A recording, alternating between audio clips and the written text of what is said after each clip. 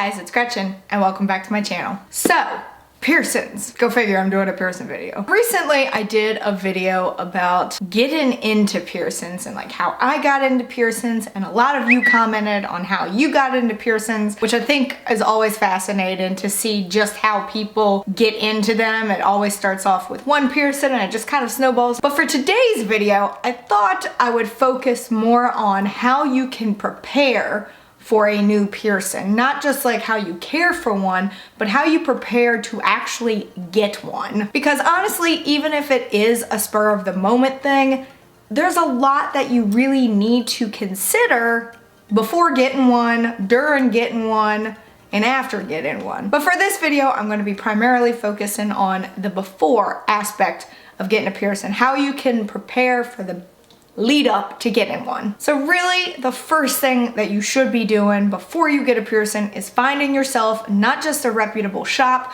but a reputable piercer. The best way to do this is to read reviews online. Reviews are gonna be your best bet, not your only bet, but your best bet. Finding these reviews, seeing if people have had a positive experience, if they've had a negative experience, even a couple of negative ones, you could end up being a negative one. So read those reviews carefully, see ratings, see what people have been saying online. The consumer is gonna be your biggest advocate for picking a place. Also check out if a shop offers like cheap piercings.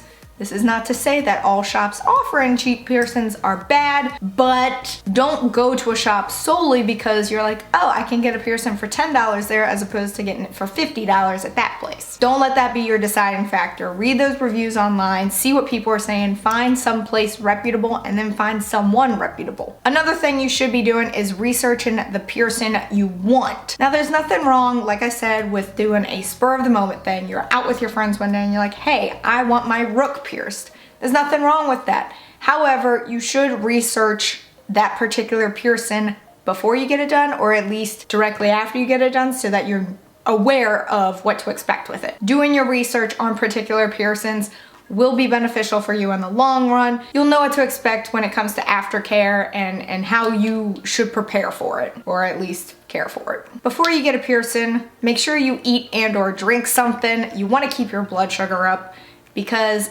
that could potentially keep you from getting either lightheaded during or after the piercing, or could potentially keep you from fainting. I'm fairly certain not very many people faint from getting a piercing. That's not to say that it's not possible, but you don't want to risk it. You don't want to pass out after getting that done. So keep your blood sugar up, have something to eat or drink, but don't let it be alcohol. No alcohol. You should never have alcohol before you get a body mod, but do not drink alcohol beforehand, but do eat or drink something before you get it done. Get that blood sugar up. When you get a piercing done, before you go to get it done, understand how aftercare works. Also understand how the healing process works. Prepare for the aftercare before you get the piercing, or at least while you're at the shop after you've gotten it done. Most shops will offer you things like H2 Ocean or the NeoMed piercing aftercare spray bottles. They will have that available for you to purchase in the shop.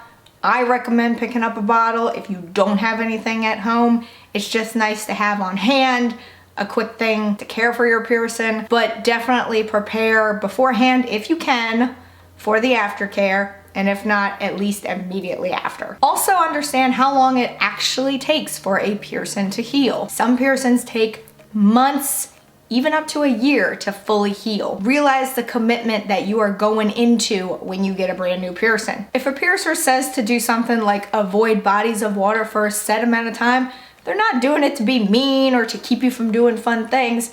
They're doing it because they want your piercing to heal properly. You don't want to get an infection in there and then have to take it out, and then you're out the money, out the time, out the effort, and then you have to get it redone if you want it redone, and then there's potential scarring. They tell you these things for a reason, and it's so that you can heal it correctly. Also research what is actually good for healing a piercing and what is not good for healing a piercing. This can be anything such as your sleeping habits, or even your eating habits, or your workout habits, or anything of that nature. Realize what is going to be okay for a new piercing and what really is not. When you go to get a piercing, you have to have proper documentation. So make sure when you go to the shop you have that proper documentation, which is usually an ID. This can be something like a driver's license. If you're a minor, you're gonna need a parent or legal guardian to be with you, and then you're both gonna need to have documentation. So don't go to a shop without your driver's license or whatever appropriate ID you have and be like, oh no, I forgot it, and then expect to actually get a piercing, because it's not gonna happen if you're at a reputable shop. Another thing to keep in mind is to wear appropriate clothing, and then to make sure that the piercing site of wherever you're getting pierced is accessible. So if you're getting your nipples pierced or your belly button pierced, make sure that you're wearing loose clothing so that once the piercing is done, it doesn't rub against the site, it doesn't irritate it, because that can slow down the healing process or just make things so much worse for you. If you're getting your ears pierced and you have longer hair and you notice that your hair is covering the area, bring something like a hair clip or a hair tie so that you can pull it back, and then that way the hair is not either touching the piercing or risking the possibility of it wrapping around the jewelry. Even now with piercings that I've had for several years, sometimes my hair will get wrapped around the jewelry and tug, and even though it's all healed and doesn't hurt me, if it was a new piercing, it potentially could. It could slow down that healing process, and I don't want that for anyone. Other little pieces of advice to prepare for a piercing that I can think of: don't bring your entourage. Do not bring the whole kit and caboodle crew, maybe 1 or 2 people, but you don't need to bring everyone. This makes it more difficult for the piercer, it causes distractions, and you really don't want them to be distracted while they're shoving a needle through you. I mean, at least I wouldn't want them to be distracted. When you go to get a piercing, actually know which piercing you want. Don't just go in there and be like, I want my ear pierced. Okay, which ear piercing? Well, there's a lot of different kind of ear piercings. Piercer is not gonna know who you are and what kind of look you're going for. So when I say research your piercing, like one of the first tips I gave, actually know which one you're going in for. And make sure that when you go to get a piercing, if you're unsure of something, ask questions. A reputable piercer will be able to answer your questions and hopefully put you at ease. You may be just a nervous person, so you may still feel a little uneasy or unsure or nervous, and that's fine, understandable. But if you have questions, speak up. Ask them. A good, reputable piercer will be able to answer your questions. So those are just some tips that I have for you to prepare for a piercing, whether you've gotten piercings before or whether you're trying to get your first piercing. These are just some tips that might help the process go more smoothly. Maybe, maybe not. Let me know in the comments below if you have anything else that you would personally add to this list. I'm sure there are a bunch of other things that I could have said, like, you know, get a good night's sleep beforehand, maybe possibly make an appointment.